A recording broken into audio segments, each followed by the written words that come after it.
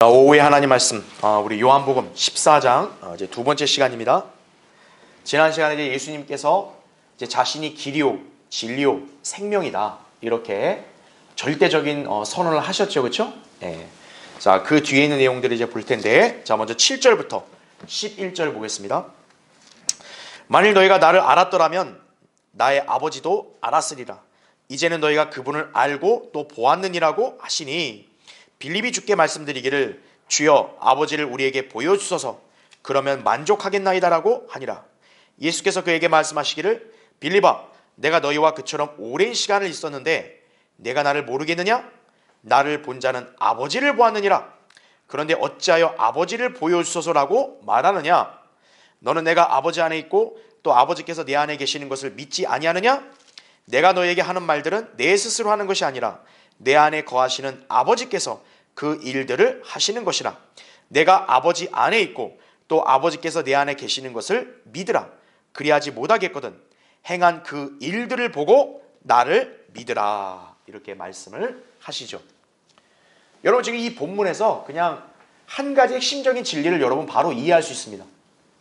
그게 뭐냐면 예수님과 아버지는 하나다라는 얘기죠. 그렇죠. 그렇기 때문에 아버지를 따로 보고 예수님을 따로 봐야 될 그럴 필요성이 애당초 없다는 얘기입니다. 그렇죠? 예. 자, 구체적으로 볼게요. 1번. 자, 7, 8절에 보니까 예수님은 지금 제자들에게 아주 단호하게 말씀하죠. 너희가 그분을 알고 또 보았느니라. 여기에 그분은 아버지 하나님을 가리키는데 지금 제자들한테 너희는 지금 아버지 하나님을 이미 봤다고 얘기합니다. 자, 그러니까 빌립이 지금 예수님께 묻죠. 주여 아버지를 우리에게 보여주소서. 그럼 만족하겠나이다. 자, 지금 제자들은 예수님께서 하나님이시라는 이 진리를 오해하고 있는 거예요. 예. 그러니까 어떤 거예요? 지금 예수님이 하나님인데 마치 하나님은 따로 내가 봐야 되는 것으로 그렇게 인식하고 있는 거죠. 예. 잘못 생각하고 있는 거죠. 자, 괄호 1번 보세요. 자, 앞에가 어떤 내용이었냐? 주님께서는 의심 많은 도마에게 바로 7절에 그분을 보았느니라 이렇게 말씀을 하세요. 그렇죠? 도마가 어떤 성향을 가졌어요? 걔 현실적인 사람 아니에요? 육신적이고. 그래서 여기 앞에 보니까 아니 예수님이 가는 그 길 좀 알려달라고 그러잖아요. 그게 마치 물리적인 길인 줄 알잖아요. 그러니까 예수님은 이제 그런 영적인 진리를 말씀하시고 나니까 이제는 또 빌립이 또 답답한 소리를 하는 거죠. 주여 아버지를 우리에게 보여주소서. 터무니없는 요구를 하는 겁니다. 그러니까 이들은 아마도 하나님을 직접적으로 보기 원했을지 몰라요. 예. 왜 그러냐면 제가 예전에도 한번 설명드린 적이 있다시피 이제 신구약 성경을 통해서 보면은 하나님 자체를 누구도 볼 수 있습니까? 없습니까? 볼 수 없는 거예요. 다 그렇게 알고 있는 가운데 지금 예수님은 난데없이 너희가 아버지를 봤다. 딱 이렇게 단정해서 얘기하니까 정말로 하나님을 볼 수 있다고? 보여주세요. 이렇게 요구를 하고 있는 거예요. 그러니까 육신적인 안목으로 본다면 이 빌립의 요구가 그렇게 터무니없는 건 사실 아닙니다. 근데 문제가 뭐냐? 빌립은 지금 예수님 말씀하신 영적인 진리를 모르고 있다는 거죠. 자, 괄호 2번 보세요. 방금 제가 언급한 대로 사실 누구도 하나님을 본 사람이 있어요? 없어요? 없다는 거죠. 일례로 모세가 한때 하나님 앞에 이런 요구를 하죠. 주님 좀 얼굴 좀 보여달라고. 그렇게 요구합니다. 그랬더니 주님이 그에게 뭐라고 말씀하셨냐면 나를 보고서 살 자가 아무도 없음이라는 거죠. 그 말이 무슨 말일까요? 하나님을 본 사람은 바로 뭐다? 죽는 거예요. 하나님을 누군가 봤는데 살아있을 수 없다는 거죠. 그래서 주님은 모세의 요구를 다 들어준 게 아니라 근데 네가 나를 그렇게 보기 원하냐? 그래서 주님의 영광이 딱 지나가는 동안 주님의 딱 뒷모습만 잠깐 보여줬다는 얘기죠. 그게 출애굽기 33장 18절부터 23절에 나온 말씀이라는 거죠. 그러니까 이스라엘 백성은 이 사건을 잘 알 거란 말이에요. 그러니까 이들은 당연히 뭐를 전제로 하겠어요? 누구도 감히 하나님 자체를 볼 수 없다. 그렇게 알고 있는 거란 말이죠. 근데 괄호 3번 보세요. 그런데 이제 한 가지 강구하는 게 뭐냐? 하나님 자체는 볼 수 없지만 그렇다고 하나님을 아예 못 보는 건 아니다는 얘기예요. 왜 그러냐? 괄호 3번. 인간이 하나님을 볼 수 있었던 때가 있었다는 얘기죠. 그게 언제냐? 그분께서 제가 밑줄을 쳐놨죠? 사람으로 현현을 해서 주의 천사로 나타나실 때, 그때는 어떤 거예요? 하나님을 눈으로 인간이 볼 수 있는 거예요. 그분을 앞에 두고 대화를 할 수 있는 거란 얘기죠. 예. 그러니까 하나님 자체는 아니지만 하나님이 인간으로 현현해서 천사로 이 땅에 나타나실 때는 하나님을 대면하고 이렇게 대화도 할 수 있었다는 얘기죠. 예. 그러니까 지금 예수님 말씀의 진리는 뭐예요? 바로 그와 같은 맥락으로 제자들에게 너희가 하나님 자체를 볼 수 있다가 아니라 이제 하나님이 인간으로 나타나신 분이 예수 그리스도 아니겠어요? 그러니까 그분을 보면 그 누구를 본 것과 똑같다? 하나님을 본 것과 똑같다. 바로 이러한 맥락으로 그 진리를 말씀하신 건데 빌립은 그걸 오해했다는 얘기죠. 예. 그러니까 마치 하나님 자체는 못 봤는데 아니 하나님 봤다 그러니까 하나님 자체를 보여달라는 식으로 그렇게 착각을 한 거란 얘기죠. 자, 그래서 밑에 그 예시 구절이 나오죠. 재판관계 13장. 제가 거기 이제 16절, 21절, 22절 기재해놨는데 바로 이게 뭐냐면 삼손이 태어나게 된 이력을 설명하잖아요. 내력을. 삼손의 그 어머니는 불임에 태웠다고요. 근데 이제 그 여인에게서 이제 삼손이 나올 거라는 것을 이제 미리 예언해 주는데 바로 누가 나타난 거예요? 주의 천사가 나타난 거예요. 근데 문제가 뭐냐면 거기 보세요. 주의 천사가 마노아에게 말씀하시기를 하면서 자, 여기 마노아가 삼손의 아버지거든요. 근데 분명히 뭐라고 기록됐어요? 그가 주의 천사임을 마노아가 알지 못하였음이라는 거죠. 즉 삼손의 부모인 마노아 그의 아내는 딱 주의 천사가 왔을 때 아, 이 사람은 하나님의 천사라고 알지를 못했다는 거예요. 그냥 하나님의 사람으로 인식을 한 거예요. 그러니까 우리와 똑같은 사람인데 그냥 하나님이 보내신 사람. 아, 근데 용모가 너무 탁월하다. 천사 같다. 그냥 그렇게만 인식하고 있었지 지금 자기들이 이렇게 대면하고 대화하는 사람이 하나님의 천사라는 건 몰랐다는 얘기예요. 근데 언제 알게 됐냐? 거기 나오죠. 주의 천사가 마노아와 그의 아내에게 다시 나타나지 아니하였으니 그때서야 마노아는 그가 주의 천사였음을 알더라 이렇게 얘기하죠. 근데 이 마노아가 그의 아내에게 뭐라고 말하는지 보세요. 우리가 하나님을 보았으니 뭐라 그래요? 반드시 죽으리라. 이게 그들이 알고 있는 지식이에요. 그러니까 인간은 누구도 감히 하나님 자체를 볼 수 있다 없다? 없어요. 만약 봤다 그러면 어떻게 되는 거예요? 죽는 거예요. 그러니까 제자들도 그런 관점으로만 알고 있는 거죠. 예. 그 밑에 창세기 32장 제가 29절 30절도 기재해놨죠. 이제 야곱이 하나님의 천사 씨름하는 거 아니에요. 그렇죠? 나를 축복 안 하면 안 보내주겠다. 그렇죠? 그리고 야곱이 이겼죠. 그래서 야곱이 이제 이 천사에게 묻죠. 당신의 이름을 말해주소서. 자, 그런데 어때요? 그 주의 천사가 어찌하여 내 이름을 묻느냐 하면서 야곱을 축복하죠. 그렇죠? 바로 뭐냐면 여기에 주의 천사는 그분 자신의 이름을 이렇게 계시하지 않았다는 얘기죠. 이건 제가 예전에 설명드렸어요. 왜요? 지금 여기 천사라 했을 때는 하나님이 현현한 거 아니에요. 우리는 보통 하나님이 인간으로 나타나는 게 예수 그리스도잖아요. 그렇죠? 그러나 이때는 아직 하나님이 인간으로 출생한 게 아니라 천사 형태로 나타난 거기 때문에 바로 아직 인간의 이름인 예수가 주어지진 않은 거죠. 그러니까 여기서는 주의 천사가 이름을 공개하지 않은 거죠. 예. 근데 중요한 게 뭡니까? 야곱이 뭐라고 고백을 해요? 내가 하나님을 대면하여 보았지만 내 생명이 어떻게 됐다 그래요? 보존되었도다. 그러니까 야곱 자체도 어떻게 알고 있는 거예요? 하나님을 만약에 내가 봤다 그러면 오는 거예요? 난 죽는다 이거죠. 근데 지금 야곱이 자기가 씨름한 존재를 뭐라고 인식한 거예요? 하나님을 인식한 거예요. 내가 지금 하나님 대면했는데 나 살아있다 이거죠. 네. 자, 그러니까 우리는 이런 성경의 어떤 근거를 통해서 알 수 있는 게 뭐예요? 이스라엘 백성은 당시에 하나님 자체는 누구도 볼 수 없다. 그렇게 인식하고 있었던 거예요. 그러니까 딱 그것만 알고 있으니까 어떤 거예요?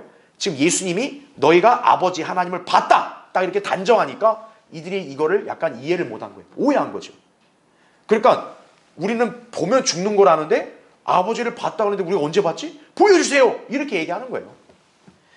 그러니까 우리 주님의 입장에서 어떤 거예요? 답답하겠죠. 그렇죠? 자, 괄호 4번. 자, 하나님께서는 지금 제자들에게 나타나심으로써 그들이 주님을 볼 수 있게 되죠. 바로 예수 그리스도께서 어떤 분이에요?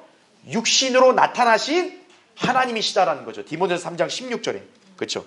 그러니까 성경은 예수님을 뭐라고 지칭합니까? 참 하나님이라고. 요한일서 5장 20절에. 그래서 예수님께서는 제자들에게 바로 뭐라고 말씀하신 거예요? 너희가 그분을 알고 또 보았느니라. 보게 될 거다가 아니라 이미 보았다 이거예요. 봤으니까 아는 거죠. 내가 하나님 봤다고요? 바로 예수님을 봤으면 그걸 누굴 본 거예요? 하나님 봤다. 지금 그걸 말씀하는 거예요. 그래서 괄호 5번. 그럼에도 불구하고 지금 빌립은 주님께서 하신 말씀의 진리를 여전히 깨닫지 못했다 이거죠. 다음 페이지.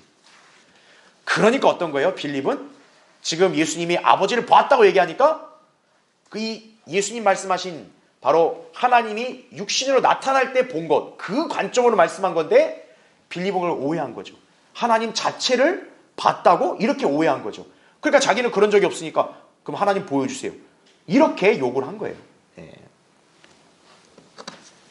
그러니까 얼마나 답답하겠어요. 여러분 예수님의 입장에서 얼마나 참 답답하겠어요.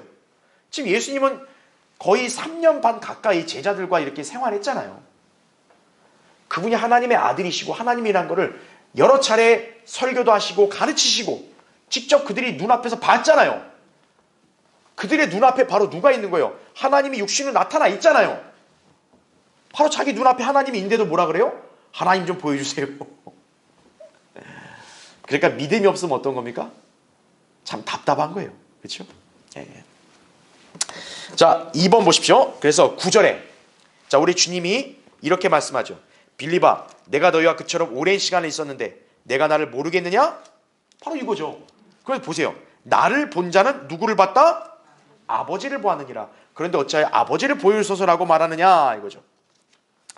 그러니까 빌립의 답답한 질문에 지금 주님은 직설적으로 내가 곧 하나님이다. 바로 이걸 선언하고 계시는 거예요. 자, 괄호 1번 보십시오. 빌립이 어떤 제자였습니까? 그는 요한복음 1장에 보면 나다나엘 있죠. 무화과나무 아래에 있던 나다나엘을 주님께 인도한 사람이에요. 그렇죠?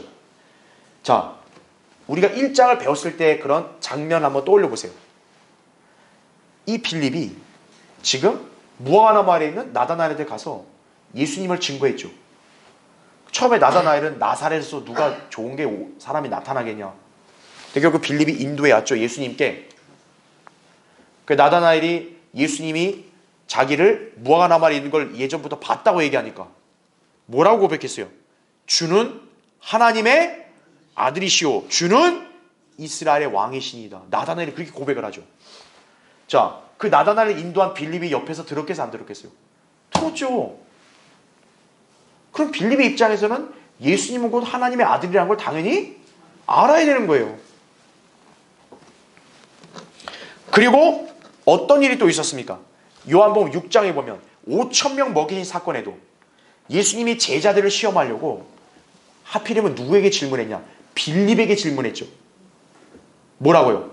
야, 우리 5,000명 어떻게 먹일 수 있냐? 이 배고파하는 사람들. 그랬더니 빌립이 딱 수학적인 계산 아주 잘해요. 이 사람들한테 200데나리온어치 빵으로도 모자랍니다. 그렇게 얘기했잖아요. 근데 어땠어요? 예수님은 빵 5덩이로 5,000명을 먹였죠. 그 기적도 경험한 사람 아니에요. 빌립이. 자, 그랬다면 어떤 거예요? 빌립은 예수 그리스도께서 살아계신 하나님의 아들이라는 점을 당연히 알아야 되는 거죠. 또 믿어야 되는 거죠. 그렇죠. 괄호 2번. 하지만 빌립은 여전히 예수 그리스도께서 곧 하나님이시라는 진리를 온전히 믿지 못한 상태였다는 얘기죠. 그러니까 주님이 얼마나 답답하시겠어요. 특히나 빌립을 겨냥해서는 얼마나 답답하셨겠냐고요. 그런 질문 하셨을 때. 자, 그런데 우리가 빌립만 탓할 수 없어요. 다른 제자들이라고 뭐 그럼 다 믿음이 있었을까요? 아니라는 거죠. 자, 베드로는 일찍이 뭐라고 고백을 했어요? 6장 69절에 보면 우린 주께서 그 그리스도 곧 살아계신 하나님의 아들이심을 믿으며 또 뭐라고 했어요? 확신하나이다. 베드로는 이렇게까지도 강하게 얘기했단 말이에요. 그럼에도 불구하고 어때요?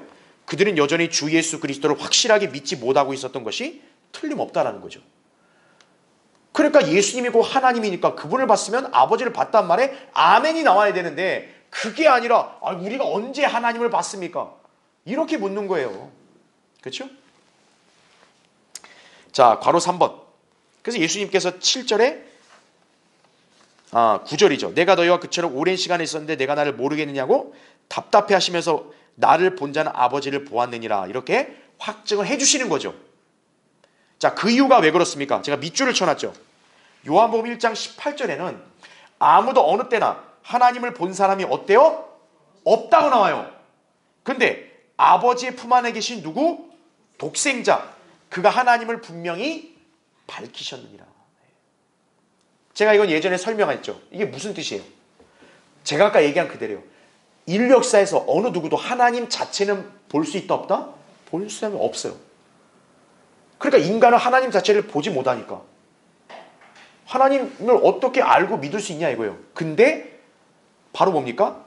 하나님의 독생자가 이제 인간들에게 하나님이 정말 살아계신 존재이고 또 하나님은 이런 분이라는 것을 밝혔다는 얘기죠. 왜냐하면 바로 인간들이 그 예수님을 눈으로 볼 수 있단 말이에요. 그분과 대화할 수 있단 말이에요. 그분의 말씀을 들을 수 있단 말이에요. 그럼 이제 어떤 거예요? 그분이 곧 하나님이라는 것을 인간에게 보여주시고 드러낸 거란 얘기죠. 그러니까 그런 관점으로 지금 예수님 말씀하신 거고 제자들은 이 진리를 이렇게 모르고 있었다는 얘기죠. 자, 그래서 괄호 4번 하나님을 볼 수 없는 인간에게 친히 하나님을 밝히신 분이 바로 독생자 예수 그리스도시라는 점이다라는 얘기죠. 하나님 아버지께서 인간으로 나타나신 분이 바로 주 예수 그리스도시기 때문이다라는 얘기죠. 그래서 제가 밑줄을 쳐놨죠. 예수님에 관한 예언에는 어떤 언급이 있습니까? 우리가 너무나 잘 아는 유명한 구절 이사야 9장 6절에 뭐가 나와요? 그가 이는 우리에게 한 아이가 태어났고 한 아들이 태어났고 이렇게 아이가 주어졌다 나오죠. 그의 이름을 뭐라고 합니까? 뭐 능하신 하나님, 그렇죠? 또 뭐라 그래요? 영원하신 아버지라는 거죠. 이게 어리둥절하잖아요. 우리 인간의 어떤 이성으로는, 그렇죠? 아버지와 아들은 별개잖아요, 원래가. 그런데 지금 뭐예요? 이 아들이 곧 누구라 그래요? 아버지라고 얘기한다는 거예요. 바로 뭡니까? 아버지 하나님은 인간이 볼 수 없는 분이에요. 근데 인간이 볼 수 있도록 인간으로 나타나신 분이 아들이라는 얘기죠. 그러니까 아들의 본질은 뭡니까? 원래가 아버지인 거예요. 그래서 괄호 5번. 그리고 예수님께서 이전에 말씀하신 나와 나의 아버지는 뭐다? 하나니라. 10장 30절에 바로 그 진리를 여기서 재차 거론하신 거란 얘기죠. 그래서 빌립에게 뭐라고 반문하신 거예요? 10절에 너는 내가 누구 안에 있다 그래요? 아버지 안에 있고 또 아버지께서 누구 안에 계신데요? 내 안에 계시는 것. 이거를 믿지 아니하느냐? 이렇게 반문하시죠. 이게 무슨 말이겠어요? 아니 예수님 안에 누가 있어요? 아버지가 있고 근데 또 어떤 관계냐? 그 아버지 안에 또 누가 있어요? 예수님이 있다. 이거는 수학적으로 보면 말이 안 되잖아요. 결국 이거는 하나로 귀결될 수밖에 없습니다. 아버지 이꼴 뭐다? 아들. 이 명제밖에는 성립할 수가 없는 거예요. 결국 둘은 그냥 애당초 하나라는 얘기죠. 그렇죠. 그래서 3번 보세요. 11절. 내가 아버지 안에 있고 또 아버지께서 내 안에 계시는 것을 뭐라 그래요? 믿으라. 그리하지 못하겠거든 또 뭐라 그래요? 행한 그 일들을 보고 나를 믿으라 이거죠.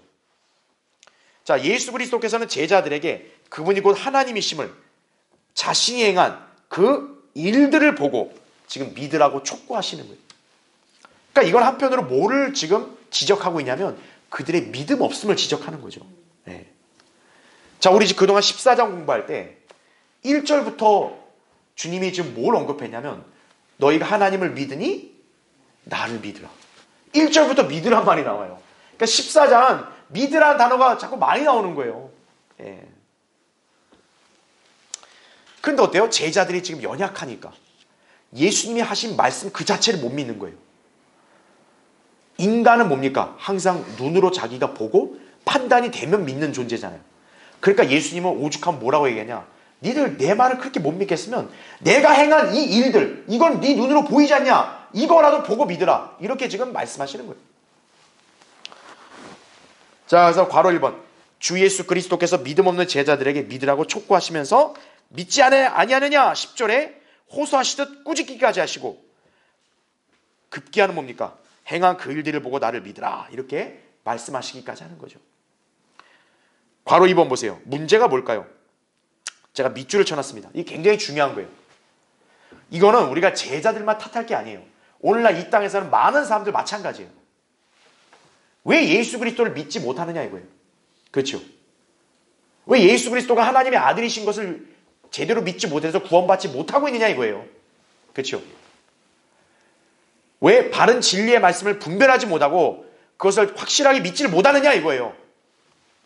바로 그 원리를 제가 설명한 거예요. 믿음의 눈을 가지지 않고서는 도무지 예수 그리스도 안에 하나님께서 계신다는 사실을 이해하지 못한다는 것이라는 거죠. 다만 예수 그리스도와 아버지 하나님은 한 분이시라는 점에서 예수님께서 하신 말씀과 일들은 곧 하나님의 말씀이자 일들이 된다는 얘기죠. 따라서 예수 그리스도께서는 완벽한 하나님의 계시 그 자체이셨던 것이다. 여러분 그렇게 이해하시면 되는 것이죠. 그렇죠? 자, 그래서 다음 페이지 3페이지에 괄호 3번. 이 때문에 예수님께서는 당시 무리들에게 그분께서 하신 일들을 보고 그분을 믿으라고 말씀하셨던 것이다라는 얘기죠. 예. 그래서 이 부분은 요한복음에서도 여러 차례 나온 거예요. 그래서 거기 제가 기재해놨죠. 5장 36절 37절에도 뭐라고 말씀하셨냐. 내가 행하는 바로 그 일들이 나에 관한 증거니 곧 아버지께서 나를 보내셨다는 것이라. 그리하여 나를 보내신 아버지께서 친히 나에 관하여 증거하셨느니라 이거죠. 지금 이 말씀은 당시 유대인 무리에게 하신 거예요. 아니 제자들도 이렇게 제대로 못 믿는데 하물며 그 무리들이라고 뭐 믿었겠어요? 그러니까 예수님은 그들의 수준을 아니까 내 말 자체를 못 믿으면 니들 그렇게 눈으로 보기 좋아하는 애들이니까 내가 하는 일들만 봐. 그걸로 증거를 한번 삼아봐. 그 증거가 확실하면 믿으면 되는 거잖아요. 그렇죠?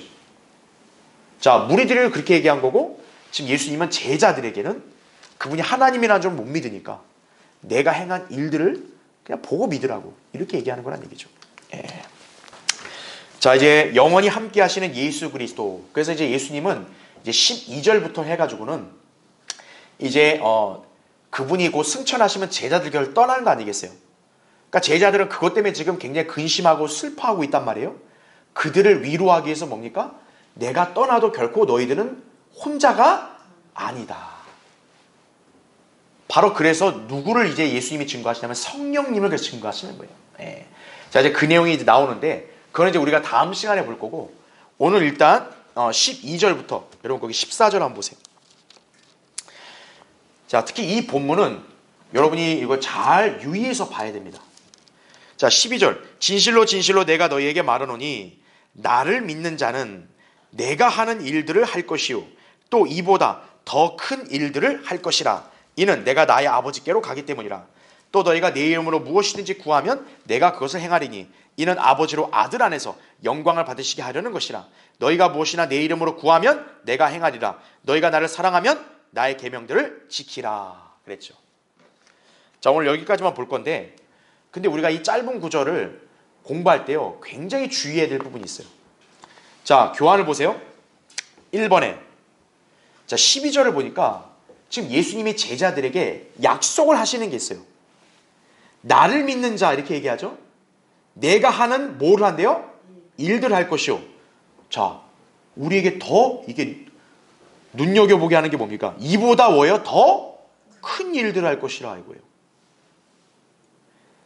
이 구절을 오해해서 오늘날 잘못 써먹고 있는 집단이 누구냐? 바로 순복음 은사주의자들이에요.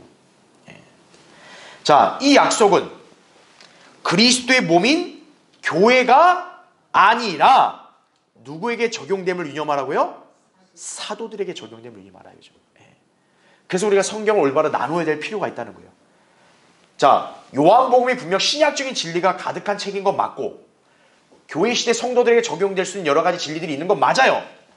근데 중요한 건 지금 이 요한복음 이 시점은 예수님이 십자가에 죽으시기 이후에요, 이전이에요? 이전이라는 거죠. 예. 그래서 이 본문은 교리적으로 누구에게 적용되는 거예요? 우리 그리스도인들이 아니라 예수님의 제자들인 사도들이라는 점을 우리가 잘 유념해야 돼요. 자, 그래서 괄호 1번 보세요. 은사주의자들은 이 구절을 근거로 자신들이 그래서 뭐를 받았다고 주장하는 거예요? 신유의 은사.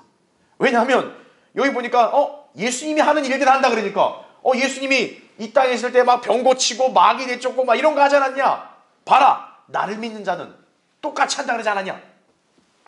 그 은사주의자들은 이거를 써먹는 거예요. 그 자기들의 신유의 은사를 자랑하는 거죠. 자, 그런가 하면 스스로를 또 뭐라고 자청해요? 사도로 자청을 합니다. 그래서 기적들을 행한다고 역시나 주장을 하는 거예요. 그래서 오늘날도 어떤 집단이 나오게 된 거예요? 신사도가 난 거죠. 신사도. 그러니까 여기 제자들은 구사도, 옛날 사도고 자기들이 뭐라는 거예요? 신사도라는 거예요. 그 신사도 운동이라는 말이 거기서 나온 거예요. 그러나 이 말씀은 당시 다락방 안에 있던 11 제자들에게 하신 약속일 뿐 은사주의자들과는 어때요? 하등의 상관이 없다는 거죠. 예. 괄호 2번 보십시오. 왜 예수님께서는 이들이 더 큰 일들을 할 것이라고 말씀하셨는가 이거예요. 주님은 친히 그 이유를 내가 내 아버지께로 가기 때문이라 이렇게 말씀하셨죠. 즉 제가 밑줄을 쳐놨죠. 그분께서 십자가에서 죽으시고 다시 부활하신 다음 승천하실 때 이 땅에 남아있는 제자들이 그분의 일들을 수행해야 하는데 그들이 그 일들을 하기 위해서는 뭐가 필요하기 때문에 그래요? 능력이 필요하니까. 예수님이 옆에 계시면 그들은 걱정할 필요 없어요. 예수님이 알아서 하면 되죠. 근데 문제가 뭐예요? 예수님이 떠나잖아요. 그럼 예수님이 떠난 다음에 일 안 해요? 아니잖아. 그분의 일은 계속 이어서 해야 돼요. 그걸 누가 이어서 해야 돼요? 이제는 사도들이 이어서 해야 되는 거예요. 근데 사도들은 예수님이 아니잖아요. 그러니까 그들은 어때요? 주님이 그들에게 능력을 줘야 되는 거예요. 그래서 그걸 약속하신 거란 얘기죠. 예. 괄호 3번. 그래서 예수님께서는 그들이 주님의 능력을 그래서 구할 수 있도록 뭐의 약속을 주신 거라고요? 기도응답의 약속을 주신 거예요. 그게 13절 14절인 거예요. 예. 즉 뭐냐, 예수님이 옆에 있으면 그냥 바로 구하면 돼요. 주님 도와주세요 이러면 되잖아요. 근데 문제가 예수님이 떠나버렸잖아요. 그럼 이들은 능력을 어떻게 구할 수 있어요? 기도를 해야죠. 그래서 예수님이 약속을 하는 거예요. 13절 14절에 너희가 무엇이나 내 이름으로 구하면 내가 행하겠다. 이걸 약속하신 거란 얘기죠. 예. 자, 은사주의자들은 이 약속을 또 자신들에게 억지로 적용하면서 신유를 주장하는 거예요. 하지만 주님께서 주신 이 약속은 무슨 자격이요? 사도라는 특별한 자격을 갖춘 제자들에게만 제한적으로 부여된 것이다라는 거죠. 예. 그러니까 이걸 아무나 주장하면 돼야 안 돼요? 안 되는 거예요. 예. 그래서 괄호 4번 보세요. 그 결과로 예수님께서 승천하신 다음 사도행전에 보면 사도들이 역시 어때요? 표적들과 이적들을 행하는 그런 내용들이 가득 나오죠. 그렇죠? 마태복음, 마가복음, 누가복음에는 예수님이 친히 행하셨어요. 제자들도 물론 행했단 말이 있지만 직접적인 묘사는 없단 말이에요. 그러니까 제자들 행했단 말 했고 거의 다 예수님이 주로 하셨어요. 그러나 예수님이 승천했죠. 그 사도행전에서는 예수님이 행할 수 있었던 기적들이 이제 누구도 행하는 거예요? 사도들도 행하는 거죠. 그래서 베드로가 어떤 거예요? 앉은 뱅이도 일어나게 하고 죽은 사람도 살린 거고, 그렇죠? 바울도 어때요? 바울의 손수건을 만져도 사람들이 낫기도 하고 바울도 죽은 사람 살렸고. 자, 그런 이적은 분명히 예수님만 행했는데 이제는 누구도 할 수 있었던 거다? 사도들도 할 수 있었던 거란 얘기죠. 특히나 사도행전 28장에 보면 바울이 이제 로마로 이송되는 과정에서 거기서 이제 섬에 표류하다가 멜리테에서 잠깐 이렇게 그 섬에 정착했잖아요. 그때 바울의 손등에 독사가 올라와가지고 당시 곁에 있던 사람들은 어땠어요? 저 사람이 독사한테 물려 죽겠구나 이렇게 생각했는데 독사가 물어요, 안 물어요? 안 물었죠. 그러니까 되게 바울을 비범하게 여겼단 말이에요. 그렇죠? 왜 독사가 안 물었어요? 바울이 누구니까? 사도니까. 예. 그러니까 사도행전을 여러분이 자세히 보면 여러 가지 표적과 이적, 신유의 어떤 그런 은사들의 그런 기사들이 가득하다고요. 바로 예수님이 하신 이 약속이 여기서 성취가 되는 거예요. 그래서 괄호 5번 보세요. 이에 관해 바울은 예수님께서 행하신 표적들이 바로 누구와 연관되어 있음을 언급했다? 사도들과 연관되어 있음을 언급했다는 거죠. 그 증거가 제가 그 교환에 기재해놨죠. 고린도서 12장 12절에 뭐라고 얘기합니까? 정녕 누구의 표적들이요? 사도의 표적들이 너희 가운데서 모든 인내와 표적들과 이적들과 능력 행함으로 어떻게 됐다? 판명되었거니와 나오는 거죠. 바로 뭐냐면 유대인들의 입장에서는요, 이 사람이 정말 사도인지 아닌지를 분간을 해야 될 거 아니에요. 그 분간하는 잣대가 뭐라는 거예요? 바로 표적을 행하는 거예요. 그러니까 지금 바울이 얘기하는 게 뭐냐면 예수님의 그런 제자들뿐만 아니라 바울 자신도 사도잖아요. 근데 당시 사람들은 바울이 사도인지 아닌지를 어떻게 알아요? 그러니까 바울이 뭐를 행한 거예요? 표적을 행했다는 거죠. 그게 바로 여기 나오는 거예요. 이적들, 능력 행함. 내가 이걸 다 행하지 않았냐? 고로 나는 판명이 된 거라는 거죠. 나는 사도라는 것이. 이렇게 얘기하고 있는 거예요. 그러니까 그 말인즉 뭡니까? 이 사람이 정말 사도인지 아닌지를 분간하려면 이 사람은 반드시 어떤 거예요? 예수님이 행하셨던 그런 표적들을 행할 수 있어야 되는 거예요. 그 표적 안에는 병을 고치는 그런 신유라든지 마귀를 내쫓는 거라든지 죽은 사람도 살릴 수 있는 그런 걸 해야 되는 거죠. 예. 자, 특히 이 사도들이 행하는 능력은 모두 누구와 연관된다고요? 유대인들이라는 거죠. 왜요? 표적은 누구에게만 준 거예요? 유대인에게만 주어졌기 때문에. 고린도서 1장 22절에 나온다고. 이방인에게는 표적을 줬어요? 안 줬어요? 안 줬습니다. 예. 교회는 표적과 관계 있어 없어요? 없습니다. 바울이 얘기했죠. 교회는 십자가와 연관돼, 십자가의 복음과 연관돼 있다 이거죠. 예. 그래서 괄호 6번 보세요. 결국 주님께서 승천하시기 직전 제자들에게 다음과 같은 표적들을 행할 것을 약속하신 것이라는 얘기죠. 자, 지금 요한복음 14장은 예수님이 십자가에 죽기 이전이에요. 그렇죠? 그러니까 예수님은 먼저 가장 기본적인 것만 언급한 거예요. 너희에게는 내가 나보다 더 큰 일 할 수 있는 능력을 줄 거다. 약속을 한 거고, 이제 예수님이 실제로 십자가의 죽음을 거치고 부활했죠. 승천을 앞뒀죠. 이제는 정말 제자들 곁을 떠나야 돼요. 바로 떠나기 전에 어떤 거예요? 제자들에게 이제 구체적으로 너희들이 이제 무엇을 행할 수 있을지를 바로 약속하신 것이라는 얘기죠. 자, 한번 이걸 찾아볼게요. 마가복음 16장 한번 보세요. 여기 16절부터 잠깐 보겠습니다. 믿고 침례를 받는 자는 구원을 받을 것이나 믿지 않는 자는 정죄함을 받으리라. 이렇게 말씀하죠. 자, 우리는 벌써 이 구절을 통해서 여기 이 약속은 교회 시대 그리스도인에게 적용되지 않는다는 점을 알 수 있는 거예요. 왜요? 우리 중에 누구도 침례받고 구원받은 사람이 있어 없어요? 없다는 거죠. 여기서 믿고 침례받고 구원받는 사람은 누구예요? 유대인들입니다. 그래서 사도행전 2장에서 베드로가 어떤 설교한 거예요? 거기 있는 유대인들한테 회개하고 예수 그리스도의 이름으로 뭐를 받으라 그래요? 침례를 받으라. 그러면 성령의 선물을 받는다고 얘기한 거죠. 바로 왜 그러냐면 예수님이 여기서 16절에 하신 말씀이 이것 때문에 그런 거예요. 그러니까 여기의 말씀은 유대인 사도들에게 적용되는 거예요. 그리고 이 교리는 나중에 이제 언제 다시 적용이 되냐? 대환란 때 적용이 되는 거죠. 유대인들한테. 그렇죠. 그래서 거기 17절 보세요. 믿는 자들에게는 자, 이러한 뭐가 따른대요? 표적들이 따르리니 이거죠. 바로. 아까 예수님도 14장 12절에 뭐라 했어요? 나를 믿는 자는 이랬잖아요. 나를 믿는 자는 내가 하는 일을 다 한다 그랬죠. 여기도 믿는 자들에게 바로 뭐가 따른다? 표적들이 따른다는 걸 이제 구체적으로 언급하시는 거예요. 자, 보세요. 내 이름으로 그들이 뭘 한대요? 마귀들을 쫓아내고, 그 다음 중요한 거. 또 뭐를 말한대요? 새 방언들을 말하리라 이거죠. 그래서 방언은 표적이라는 거예요. 그러니까 이것도 모르고 오늘날 저 엉터리 교회들이 그냥 냅다 그냥 방언한다고 떠들어대고 있는 거예요. 무식해서.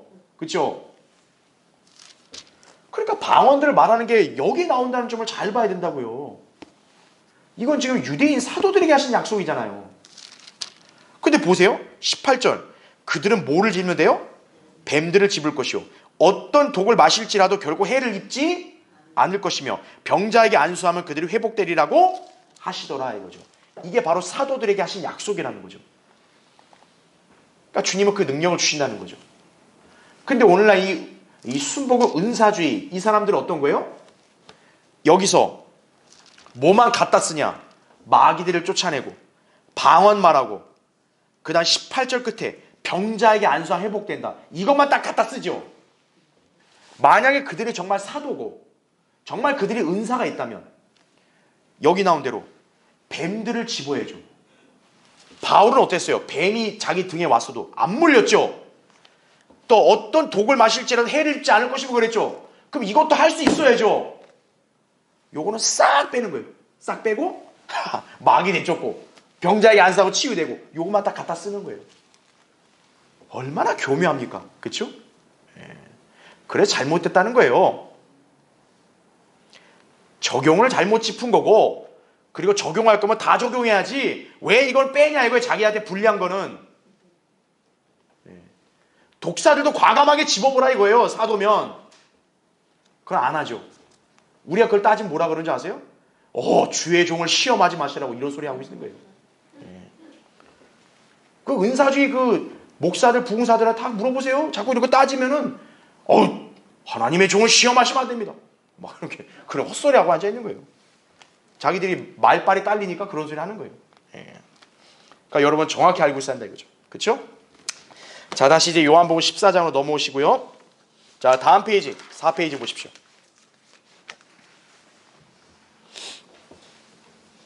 그래서 거기 요한복음 14장 13절 14절 여러분 보세요.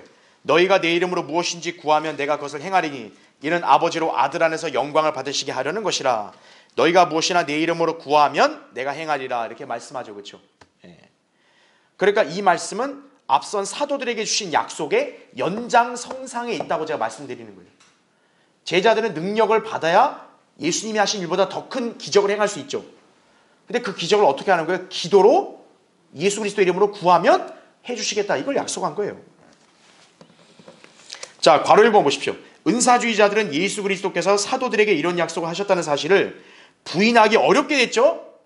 그러니까 이번에는 뭐라고 또 생떼를 쓰냐면 자기들이 사도들이라고 생떼를 쓰는 거예요. 그러나 성경에는 어때요? 사도들은 명백히 그리스도인들과 구별되어 있다는 점 아셔야 돼요. 그리스도인이 사도가 될 수는 없어요. 그리스도인과 사도는 딱 엄격하게 구별이 되어 있는 거예요.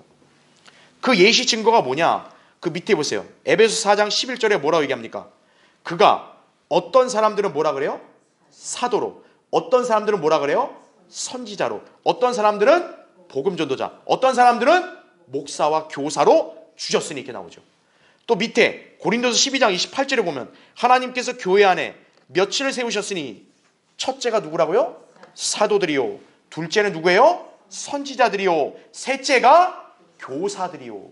이 교사들이 바로 위에 에베소서에 보면 목사와 교사 연결되는 거예요.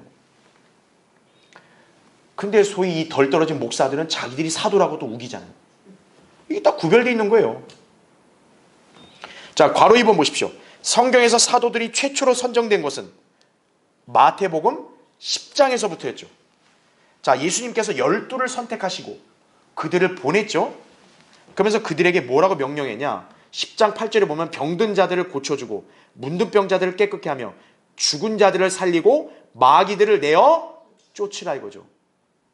그러니까 자기가 진정한 사도라면 죽은 자도 어떻게 해야 돼요? 살려야 돼요. 그거 해요? 안 하잖아요. 자, 그래 예수님은 당시 어때요? 초림 때도 제자들에게 이렇게 그들을 사도로 임명하시면서 이제 그들을 보내고 그들이 이런 일을 할 수 있도록 하신 거예요. 근데 괄호 3번 보세요. 그러나 그들이 실질적으로 이 능력을 받은 것은 언제부터입니까? 예수 그리스도께서 승천하신 후 사도행전 2장 때부터란 얘기죠.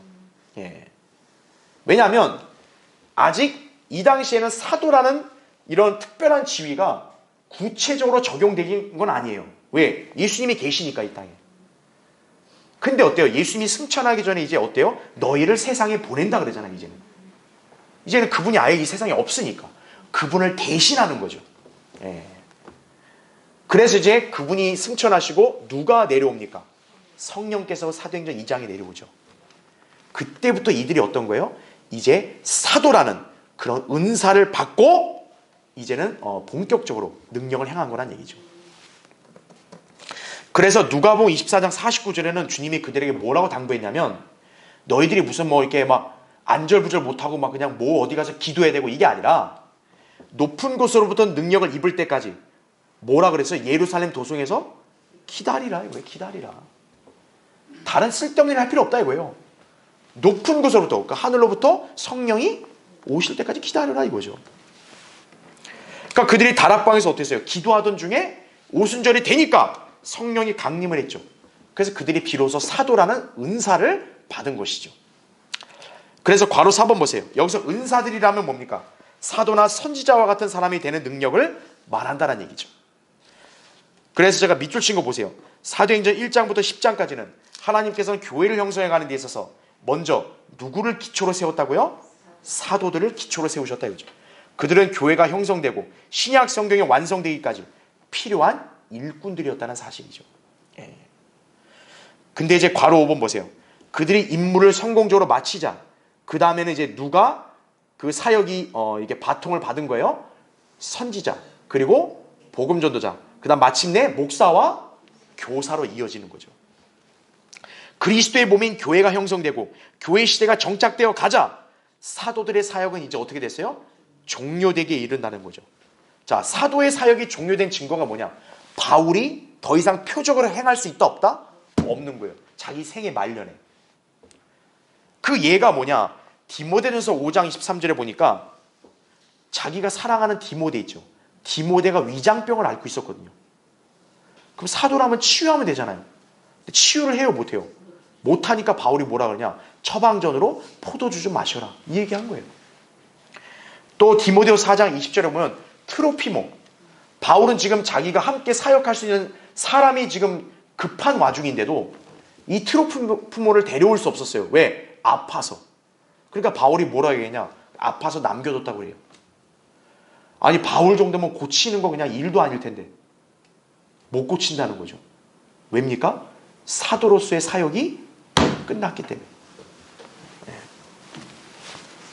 그래서 괄호 6번 보십시오. 따라서 지금 이 시대에 교회 안에 세워져 활동하는 사역자들은 바로 누구다? 목사와 교사라는 얘기죠.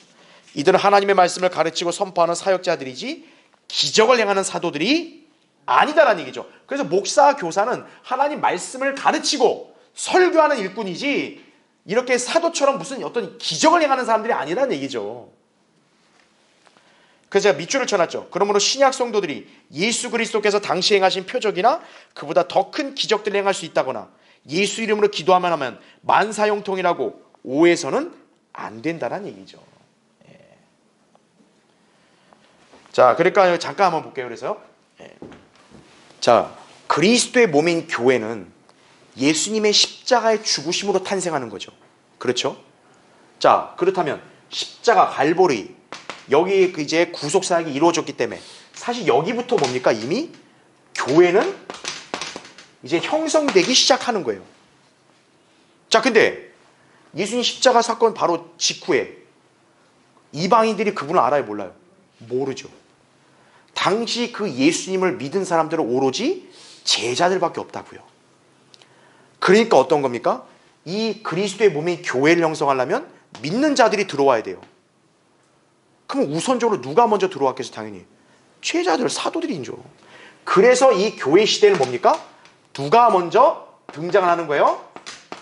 사도들이 등장을 하는 거예요. 네. 왜 이게 특별한 위치냐면 당시에는 유대인만을 위한 사역을 했단 말이에요. 그리고 이 사도행전 앞부분은 어때요? 초반은 여전히 이스라엘 중심인 경륜이란 말이에요. 그렇죠. 그러니까 이들은 그때까지 뭡니까? 이들은 전적으로 이스라엘의 왕국을 위한 사역만 해온 사람들이에요. 그런데 결과적으로 이제 완전히 교회로 경륜이 전환됐기 때문에 갑자기 하루아침에 모든 경륜이 싹 바뀐 거예요. 이거 어떻게 할 거예요? 그렇죠. 갑자기 이방인들이 막 구원받고 막 그래요? 아니란 말이죠. 그들이 구원받으려면 먼저 예수님을 제대로 알고 믿은 사람들이 가르쳐줘야 돼요. 바로 그들이 누굽니까? 사도들이에요. 그래서 신약교회가 온전히 정착되기 전까지는 교회의 기초를 주님은 누구로 두신 거예요? 그래서 사도들과 선지자들이라는 얘기죠. 바로 이들이 교회의 기초가 된 거예요. 그러니까 이들이 있을 때는 어떤 거예요? 교회 안에서 표적들이 행해질 수가 있었던 거예요. 왜? 이들은 사도들이니까. 그래서 고린도전서에는 병 고치는 거에 나오는 이유가 왜 그러냐? 사도들이 그 교회 기초가 지금 자리 잡고 있기 때문에 그러는 거예요. 그게 이방인 그리스도인들에게 다 준 게 아니고. 그런데 이제 어떻습니까? 사도들의 사역이 종료가 되는 거죠.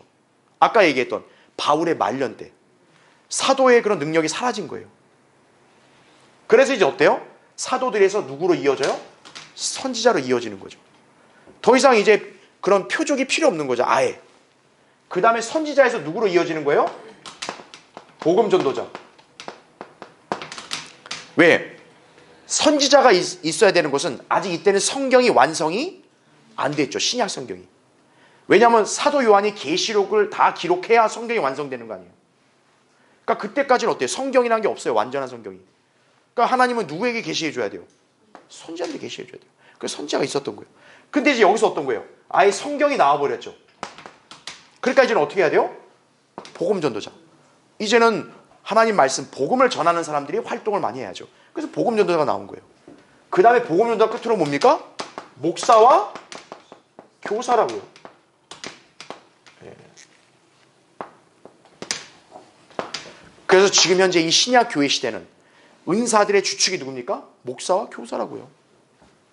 그러니까 지금 사도들은 목사, 교사가 아니라는 거예요. 그리고 예수님이 요한복음에서 하신 그 약속은 바로 여기서 누구에게 적용된다? 사도에게 적용된다. 이걸 여러분이 잘 유념하셔야 한다는 얘기죠. 예. 그게 바로 교회 시대 때까지 이제 이 은사들의 주축이 마지막에 교사인 거예요. 성경 가르치는. 예. 그걸 우리가 잘 기억해야 돼요. 그렇죠? 예. 13절. 너희가 내 이름으로 무엇인지 구하면 내가 그것을 행하리니 이는 아버지로 아들 안에서 영광을 받으시게 하려는 것이라. 이렇게 얘기하죠. 지금 예수님은 기도응답에 어떤 이렇게 전제를 뭐로 뒀냐면 예수님도 아버지께 기도했잖아요. 그렇죠. 늘 예수님도 이 땅에 계실 때 아버지와 늘 기도로 교제했잖아요. 그 예수님도 결국 하나님으로부터 오는 능력을 행할 수 있었던 거죠. 제자들도 그와 같이 하라는 거죠. 예. 그래서 기도로 엮어지기를 바라신다 이거죠. 예. 그래서 괄호 1번 예수님께서 아버지 하나님과 늘 기도로 다가간 것은 아들로서 아버지가 어떤 분인지를 알고 또 어떻게 행하실지를 믿었기 때문이라는 거죠. 그 다음 페이지요. 그러면 아들이 구하는 것은 무엇이나 아버지께서 행하셨고 아들 안에서 영광을 받으셨다는 얘기죠. 그렇죠? 그래서 괄호 2번은 그래서 예수님도 내가 아버지와 관계가 그랬듯이 너희들도 나와 관계가 그러기를 바란다. 그런 취지로 그래서 이 기도응답을 이렇게 약속을 한 거예요. 예. 자, 이제 그 나머지 내용들은 여러분 읽어보시면 되는데 거기 괄호 4번을 보세요. 하지만 제자들은 이때까지도 여전히 예수 그리스도 이름으로 아무것도 구하지 않았죠. 그래서 우리 나중에 16장을 보면 예수님이 바로 뭘 얘기했냐. 지금까지 너희들이 아무것도 구하지 않았는데 이제는 구하라 얘기하죠. 예. 왜냐하면 그분이 승천이 가까우니까. 예. 그런데 사도들도 예외가 없습니다. 조건이 있는 거예요. 사도들이 그냥 인생을 개판으로 살면서 필요할 때만 그냥 주님 이름 부르고 할 수 있고 그게 아닙니다. 그들이 주님 안에 어떻게 해야 돼요? 거하고 주님의 말들이 그들 안에 거할 때 그들이 무엇을 구하든지 이루어 주시겠다. 그렇게 약속을 하신 거예요. 그게 15장 7절에 나온 유명한 말씀인 거죠. 너희가 내 안에 거하고 내 말들이 너희 안에 거하면 너희가 원하는 것을 무엇이나 구하라. 그게 바로 주님과 밀착된 교제죠. 그러니까 사도들도 예외가 없어요. 여기서는 무조건적 약속인 것 같이 보이지만 15장으로 가면 주님은 그 제자들에게조차도 어떤 거예요? 너희가 내 안에 거하고 내 말들이 너희 안에 거해야 구하는 건 무엇이나 이루어진다. 이걸 얘기하는 거란 얘기죠. 자, 이제 밑에 4번 보세요. 자, 14절에 너희가 무엇이나 내 이름으로 구하면 내가 행하리라. 영적인 관점은 뭡니까? 우리 그리스도인들의 기도응답에도 적용이 될 수 있다. 이 점을 여러분이 유념하시면 됩니다. 그래서 밑에 괄호 1번 보세요. 주님께서는 신약 성도들에게도 기도에 관한 약속들을 주셨죠? 그래서 그리스도인이라면 누구나 모든 문제를 주 예수 그리스도께 맡겨드리고 그분께서 해결하시도록 기도해야 한다는 것 두말할 필요도 없습니다. 각자의 믿음과 간절한 기도에 따라 능히 응답받을 수 있다는 확신을 지녀야 한다는 얘기죠. 이러한 믿음을 지닌 성도들 향해서 주님께서 뭐라고 명령했어요? 기도하라. 하라고 명령하는 거예요. 기도하라. 그 밑에 구절은 여러분이 너무나 잘 알고 있으니까 그 교환을 그냥 참조해서 보시면 됩니다. 그렇죠? 그래서 괄호 2번 보세요. 자, 교회 시대는 사도의 표적이 역사하는 건 아니죠. 그러나 중요한 거는 우리 기도 응답으로 기적적인 일들은 이루어질 수가 있는 거예요. 예. 그래서 제가 밑줄 친 거 보세요. 우리의 기도에 하나님께서 응답하시는 거 다 믿죠. 근데 중요한 게 뭡니까? 여기 14장 14절을 우리가 무조건적으로 갖다 쓸 수 없는 이유는 우리가 구한다고 하나님이 우리 구하는 걸 다 그대로 이루어주는 거는 아니란 얘기죠. 성경에는 우리가 바라는 대로 하나님이 다 들어준다가 아니라 기도 응답의 조건들이 있다 이거죠. 예. 그러니까 그리스도인들은 좀 제한적으로 우린 이 약속을 주장해야 되는 거예요. 내가 주님 앞에서 말씀의 원칙에 따라 이걸 지켰으니 응답해 주십시오. 이렇게 기도해야 되는 거죠. 자, 그래서 괄호 3번에는 5가지 제한사항을 제가 제시했는데 간단히 볼게요. 동그라미 1번. 뭐가 중요합니까? 자신의 동기. 내 동기가 이기적인 나의 그런 어떤 심성에서 나왔다. 그럼 그 기도 들어줘요? 안 들어줘요? 안 들어준다는 얘기죠. 동그라미 2번. 한 번만 하면 돼요? 안 돼요? 끈질긴 기도를 해야 된다는 얘기죠. 그렇죠? 다음 페이지요. 그게 누가복음 18장 1절에 예수님 말씀한 게 그거죠. 기도하고 낙심하지 마라. 꾸준히 기도하라는 거죠. 불의한 재판관 비유를 들었잖아요. 이렇게 악한 인간도 어때요? 괴롭히니까 들어주잖아요. 근데 하물며 선하신 하나님이 안 들어주겠냐 이거죠. 우리에게 뭘 가르치는 거예요? 끈질기게 기도하라는 거죠. 동그라미 3번. 믿음이 아닌 의심하는 상태에서 기도하는 것은 소용이 없다는 거죠. 그게 야고보서 1장 6, 7절인 거죠. 의심하는 자는 바람에 밀려 요동하는 바다 물결 같다. 이게 두 마음을 품은 거죠. 예. 그 다음에 동그라미 4번. 기도는 절대적으로 누구의 뜻에 따라야 돼요? 하나님의 뜻에 따라야 돼요. 하나님, 내가 이거 원하니까 빨리 따라와 주세요. 이건 기도가 아니라는 거죠. 하나님의 뜻이 이러면 그대로 이루어 주십시오. 이게 우리의 기도 자세라는 거죠. 요한일서 5장 14절에. 그러니까 동그라미 5번은 기도하는 사람에게는 결코 뭐가 있으면 안 돼요? 원망하면 안 돼요. 용서하지 않는 영 있으면 돼요? 안 돼요? 안 되는 거예요. 내가 저 인간 내가 저 반드시 내가 박살내려고 말이라. 그러면 기도 응답이 안 되는 거예요. 예. 용서하는 마음이 있어야 돼요. 내가 어떻게 저런 인간을 용서합니까? 나 자신을 위해서 하는 거예요. 내가 주님께 기도 응답 받아야 될 거 아니에요. 그걸 위해서라도 용서하라는 거죠. 그러니까 저 사람 자체만 보지 말고. 혹은 부부간에 불화가 있어서 안 된다는 얘기죠. 예. 그래서 괄호 4번에 자 밑줄을 쳤죠. 어찌되었던 신약 그리스도인의 기도는 어떻게 해야 돼요? 하나님의 말씀의 원칙에 따라 드려진다는 얘기죠. 예. 그렇게 되면 어떤 거예요? 여러분은 이 구절을 여러분도 약속을 주장할 수 있는 거예요. 저는 주님 말씀대로 이렇게 지켰고 그걸 믿습니다. 그래 제가 이렇게 기도하면 주님 저의 기도를 들어주십시오. 할 수 있는 거죠. 예. 그래서 이제 밑에 5번 보세요. 15절에 너희가 나를 사랑하면 나의 계명들을 지키라 이렇게 말씀하죠.